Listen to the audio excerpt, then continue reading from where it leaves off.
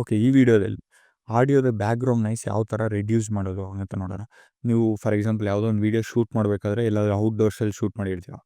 So ನಿಮ್ಮ mic ಇದ್ರೂ ತುಂಬ ಡಿಸ್ಟರ್ಬೆನ್ಸ್ ಇರುತ್ತೆ. ಫಾರ್ ಎಕ್ಸಾಂಪಲ್ ವೆಹಿಕಲ್ ಸೌಂಡ್ ಆಗಿರ್ಬೋದು, ಯಾವ ಥರ ಬೇರೆ ಏನಾದ್ರು ಡಿಸ್ಟರ್ಬೆನ್ಸ್ ಇರ್ಬೋದು. ಅದನ್ನು ಯಾವ ಥರ ಎಡಿಟಿಂಗಲ್ಲಿ ನಾವು ಬ್ಯಾಕ್ಗ್ರೌಂಡ್ ನಾಯ್ಸ್ನ ರಿಮೂವ್ ಮಾಡೋದು ಅಂತ ನೋಡೋಣ. ಫಸ್ಟು ಯಾವ ವೀಡಿಯೋನ ಇಂಪೋರ್ಟ್ ಮಾಡ್ಕೊಳ್ಳಿ ಪ್ರೀಮಿಯರ್ ಪ್ರೋ ಸಾಫ್ಟ್ವೇರಲ್ಲಿ. ನೆಕ್ಸ್ಟ್ ಈ ವಿಡಿಯೋ ನೋಡಿ, ಸ್ವಲ್ಪ ನಾಯ್ಸ್ ಇದೆಯಾ ನನಗೆ ಪ್ಲೇ ಮಾಡಿ ತೋರಿಸ್ತೀನಿ.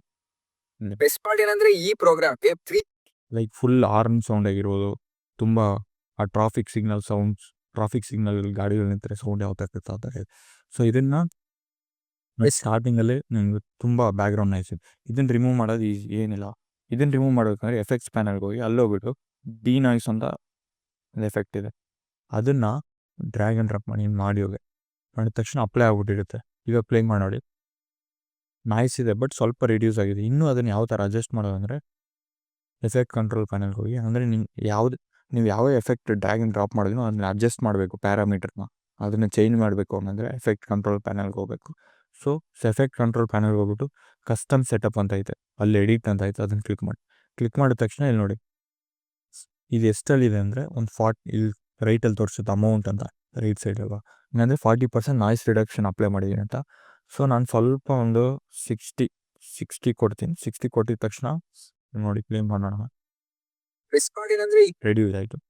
ತುಂಬ ಜಾಸ್ತಿ ಮಾಡಿದ್ರೆ ಒಂಥರ ವಾಯ್ಸೇ ನಿಮ್ಗೆ ರೆಡ್ಯೂಸ್ ಆದಂಗೆ. ಸೊ ಮ್ಯಾಕ್ಸಿಮಮ್ 60 ಮಾಡಿದ್ರೆ ಸಾಕು. 70 ಮಾಡಿ ನೋಡೋಣ ಎಷ್ಟು ಬರುತ್ತೆ. 70 ಓಕೆ, 70 ಕೊಟ್ಬಿಟ್ಟು ನೆಕ್ಸ್ಟ್ ನೀವು ಪ್ಲೇ ಮಾಡಿ ನೋಡಿದ್ರೆ